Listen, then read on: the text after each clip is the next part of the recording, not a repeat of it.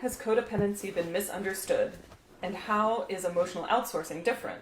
Ooh, great question. So codependency has often been misunderstood because it's been framed too narrowly as something that only happens in families, specifically with substance use issues, and as a label that defines you by someone else's behavior. That framing can feel really blaming and shaming and doesn't reflect the reality of how widespread these patterns are.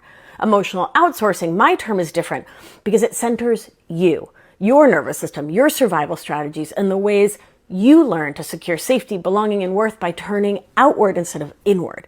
This shift matters because it recognizes that these patterns don't just come from dysfunctional families, they're reinforced by patriarchy, white settler colonialism, late-stage capitalism, and cultural messages that reward self-abandonment and overfunctioning.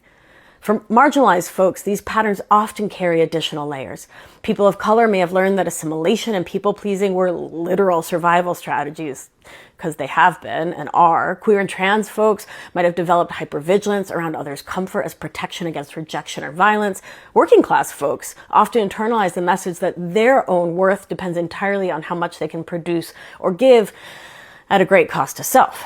So by naming emotional outsourcing and using an intersectional feminist lens to address these experiences, we can see these habits as adaptive, body-based somatic responses to what we grew up in, not as personal defects, and can begin the work of reclaiming our sense of self from the inside out.